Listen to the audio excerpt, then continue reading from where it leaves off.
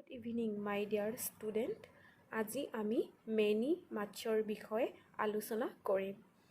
Many মাছ মানে হ'ল বহুতো, অনেক, অলেখ, অগণিত বা যথেষ্ট।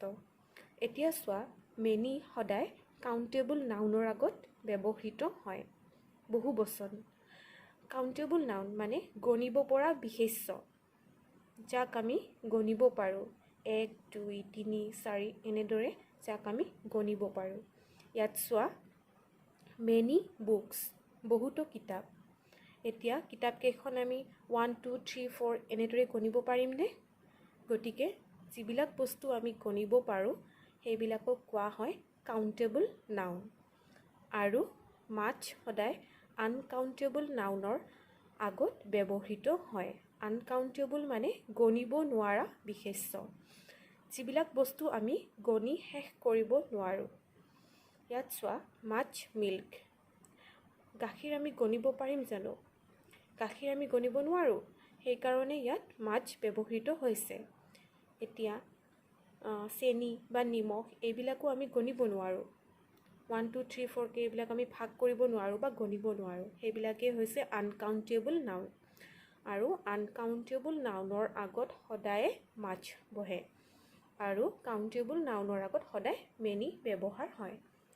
তাৰপিছতো চোৱা, many negative sentence. Negative sentence থাকিলে মেনি ব্যৱহাৰ হ'ব, যদি বহুৱাব দিয়ে মেনি বা বেলেগ কিবা যদি দিয়ে। তাৰপিছত ইণ্টাৰগেটিভ মানে প্ৰশ্নবোধক বাক্যৰ ক্ষেত্ৰতো ব্যৱহাৰ হয়। আৰু কিছুমান আছে নহয়, দেয়াৰেৰে আৰম্ভ হোৱা বাক্যটো মেনি ব্যৱহাৰ হয়। বুজিলানে এইখিনি? যে মেনি নিগেটিভ চেণ্টেন্স নহয় বোধক বাক্য, তেতিয়া কি হ'ব? মেনি ব্যৱহাৰ হয়। ইণ্টাৰগেটিভ চেণ্টেন্স প্ৰশ্নবোধক বাক্যৰ ক্ষেত্ৰতো মেনি ব্যৱহাৰ হয়। আৰু দেয়াৰেৰে আৰম্ভ হোৱা বাক্যত তেতিয়াও মেনি ব্যৱহাৰ হয়। এতিয়া আমি কেইটামান উদাহৰণ চাই লওঁ আহা। There are not many hotels in this town. এই চহৰখনত বহুতো হোটেল নাই। এতিয়া চোৱা, এইটো কি বাক্য হয়? Negative sentence. are not use কৰা হৈছে। এইটো নিগেটিভ চেণ্টেন্স। আৰু চোৱা, হোটেলছ বহু বচন হয়নে নহয়? আৰু হোটেল আমি এই চহৰখনত কেইখন হোটেল আছে আমি ইচ্ছা কৰিলে গণিব পাৰিমনে নাই? 1, 2, 3, 4 এনেকৈ আমি গণিব পাৰিমনে নাই? গতিকে আমি গণিব পাৰিম। সেইকাৰণে এইটো হ'ল কাউণ্টেবল নাউন। আৰু চোৱা, হোটেলছ এক বচন নে বহু বচন? এইটো বহু বচন।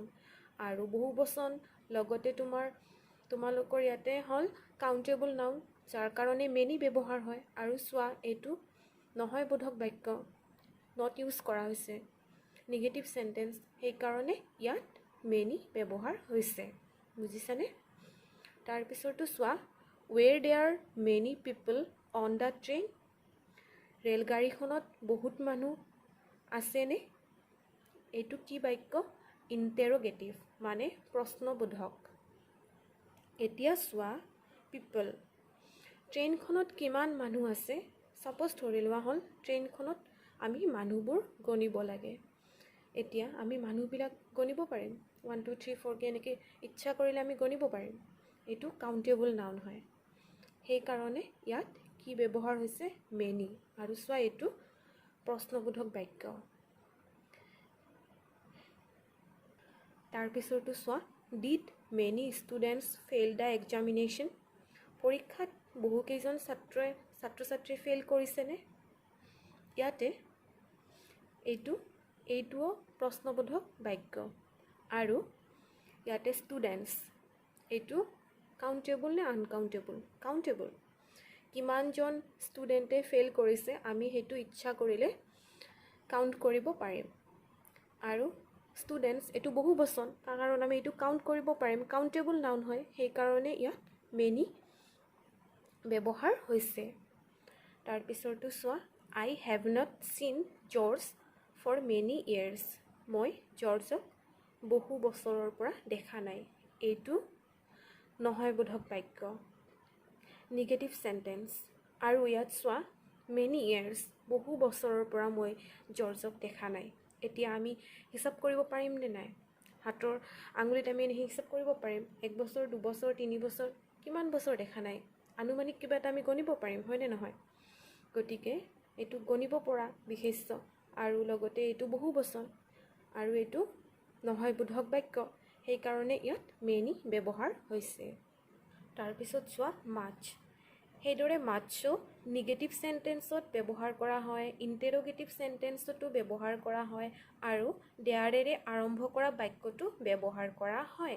কিন্তু পাৰ্থক্য হ'ল যে মাছ আনকাউণ্টেবল নাউনৰ আগতহে ব্যৱহাৰ কৰা হয়, মানে গণিব নোৱাৰা বিশেষ্য। এতিয়া ভালদৰে চাবা, did you buy much food? খাদ্য আমি গণিব পাৰিম নেকি? ভাতেই হওক বা যিকোনো খাদ্যই হওক আমি গণিব নোৱাৰিম। দালিও আমি গণিব নোৱাৰোঁ। চব্জি আমি গণিব পাৰিম নেকি? গণিব নোৱাৰিম। তাৰপিছত এইটো চোৱা, did you buy much food? এইটো প্ৰশ্নবোধক বাক্য আৰু লগতে এইটো হ'ল ফুডটো হ'ল আনকাউণ্টেবল নাউন, গণিব নোৱাৰা বিশেষ্য। সেই ইয়াতে মাছ ব্যৱহাৰ হৈছে, এইটো মনত ৰাখিবা। আৰু যদি গণিব পৰা বিশেষ্য হয় তেনেহ'লে মেনি হ'ব আৰু গণিব নোৱাৰা বিশেষ্য হ'লে মাছ হ'ব।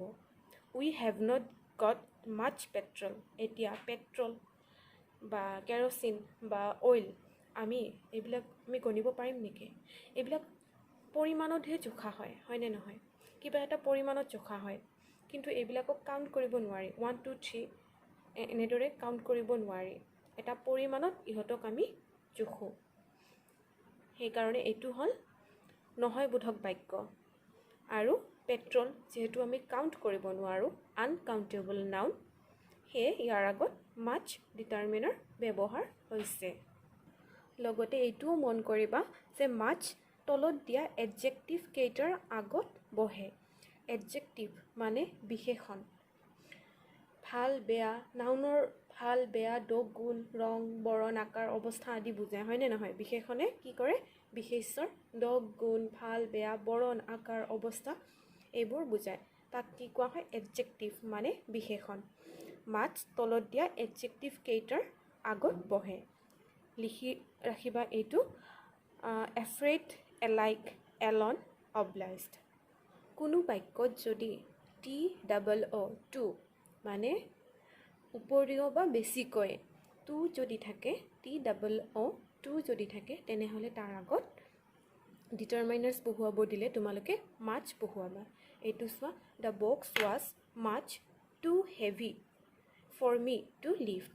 টু মানে বহুত বেছি ওজন, বহুত বেছি বুজাইছে, টু বেছি বা উপৰিও। গতিকে TOO থাকিলে তাৰ আগত সদায় মাছ বহুৱাই দিবা।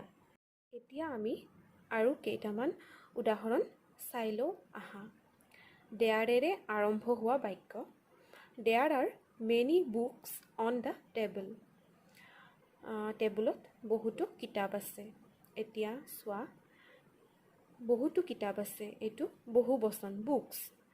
এছ আছে, বুকছ মানে বহু বচন আৰু এইটো কাউণ্টেবল নাউন, আমি গণিব পাৰিম, সেইকাৰণে মেনি ব্যৱহাৰ হৈছে।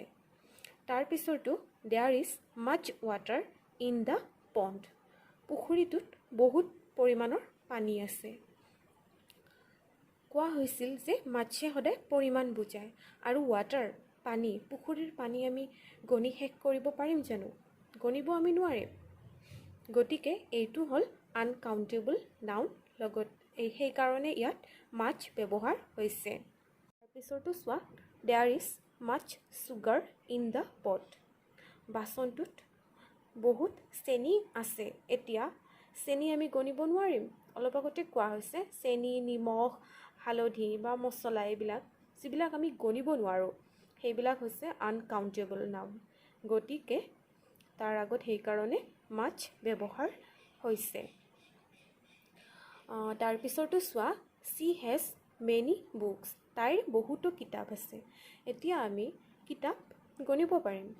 তাইৰ লগত যিমানকেইখন কিতাপ আছে আমি গণিব পাৰিম ইচ্ছা কৰিলে।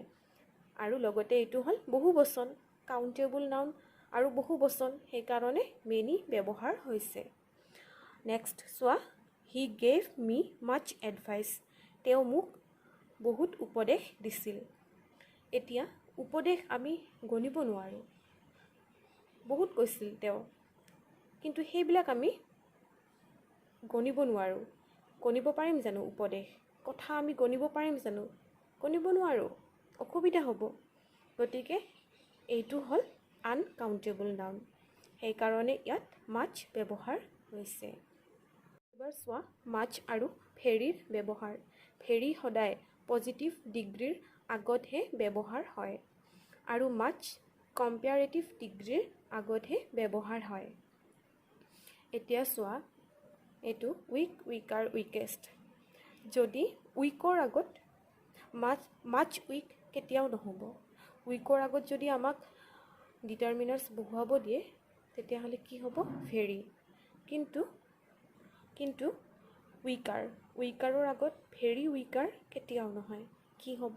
মাছ উইকাৰ। উইকাৰটো হ'ল কম্পেয়াৰেটিভ ডিগ্ৰী, উইকৰ কম্পেয়াৰেটিভ ডিগ্ৰী। বিউটিফুল। বিউটিফুল এই ৱৰ্ডটোক আমি ER যোগ দি পেলাই আমি এইটোক বা EST যোগ দি পেলাই আমি এইটো কম্পেয়াৰেটিভ বা ছুপাৰলেটিভ ডিগ্ৰী বনাব নোৱাৰোঁ। কি হ'ব তেতিয়া? বিউটিফুল, মোৰ বিউটিফুল, আৰু ছুপাৰলেটিভত হ'ব মষ্ট বিউটিফুল। আৰু কিছুমান ৱৰ্ড আছে যেনে গুড। গুড এইটোক আমি গুডাৰটো বনাব নোৱাৰোঁ। গতিকে good, better, best, bad, worst, little, less, least. I am feeling much better today. ইয়াতে বেটাৰটো চোৱা, এইটো হ'ল তোমাৰ কম্পেয়াৰেটিভ ডিগ্ৰী। সেইকাৰণে অলপ আগতে মই কি কৈছিলোঁ?